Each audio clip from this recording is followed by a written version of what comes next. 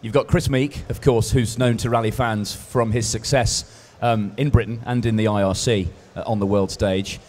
He'll be a great ambassador for the brand, for Mini, in World Rally Championship, won't he? No, he's a great driver. He's, to my mind, never had the opportunities he's deserved. He was Colin was his mentor, Colin McRae, which obviously has great affection within Prodrive as well. So, and he's actually testing with the car today at our test track, only 15 minutes from here, and he's got various journalists there in the car during the course of the day. David Lapworth, of course, is overseeing the project. He was successful with Subaru when you ran those. He seems pretty happy straight away with the feedback that he's getting from the car and from Chris. No, we've had David is mentoring the technical team. He doesn't have a direct operational role. The person running it is a young engineer called Dave Wilcock, who's been with us for 15 years, but has now been put in charge of the whole program. And David sits on his right-hand shoulder, helping him, supporting him through the process. But you're quite right, the feedback from everyone who's driven the cars. And yesterday we had some Italians here at the show, tested the car and ordered 3 cars in the afternoon. So it's going well. And Danny Sordo, of course, will do a number of events. He's come from a multiple World Championship winning outfit. He knows the direction in which a works effort must go. No, he's got immediate sort of relevant and sort of information and knowledge of how the World Championship winning team's been operating for the last 5 years, and he'll be a great contributor to the team.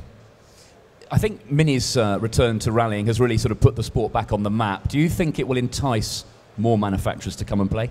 Well, it's very clear that Volkswagen are about to announce their return to the World Rally Championship as well, and under the Volkswagen brand rather than Skoda.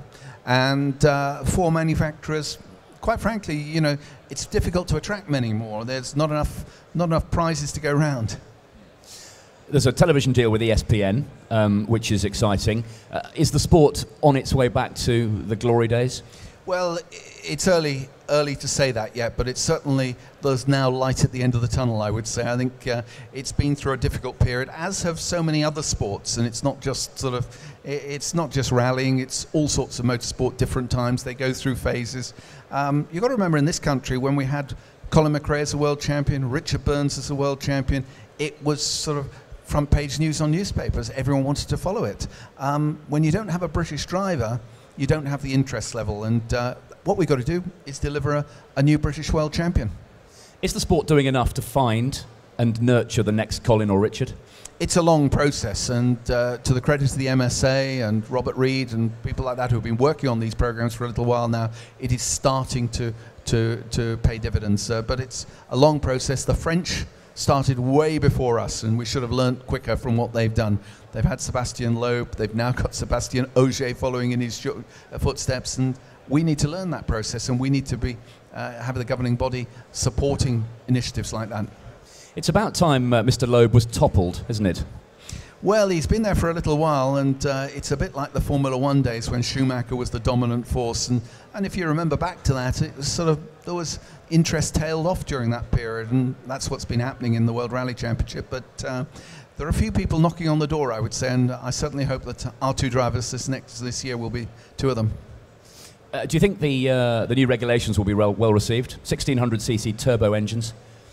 The cars are not going to be much slower than the current or the last year's cars. As you see the Fiesta here in front of you, it's they're quick, and but they are more affordable as well for private competitors. The first time I can remember for a long time, the people that are buying the Mini, the private teams, the private customers buying the Mini, will have an identical car in every respect to the one that Danny and Chris are going to be driving. That's presumably one of the important factors when you were getting this deal together, the customer element, the fact that the Mini brand can be extended in many different directions. Very much so. We've got cars going all over the world now. We've had orders from Brazil, from Australia, from Middle East, for Far East, and of course all across Europe. So you'll see the Mini out there very quickly. Well, it's an iconic British brand, and we wish it every success. Another iconic British brand that you are heavily involved with is Aston Martin, of course. And it's a new car for 2011. you finally got the organisers of the Le Mans 24 Hours to change the regulations in such a way that Aston will be more competitive? Well, they've made the commitment now in the regulations to balance the performance of the petrol and the diesel engines. There was always the intent there before, but it was never in black and white, and now it's Article 119, I think, in their regulations, and they are very committed to ensuring that takes place. And coincidentally, as we sit here today, I think by this afternoon, our engine, the new engine for the car, will run for the very first time on the dynos down at Prodrive. Is it still based on an Aston Martin production? No, on this occasion we have started with a clean sheet of paper and designed a brand new race engine specifically for the purpose of winning Le Mans. The car will be an open top LMP1. At what stage is the chassis? Where are you at with it? First chassis was delivered from our composites operation to the race team about a week ago, and they've started building it. The bodywork is not yet finished, and it's a bit of a race against time, to be quite honest with you. The target date was to run the car the first week of February, then ship it out to America and continue testing at Sebring, and then to stay in America for further development work and then race Sebring in March. So just a single car at Sebring? Yeah, we can only manage one car for that. Yeah, and it's a very important warm-up for the Le Mans 24 Hours, isn't it?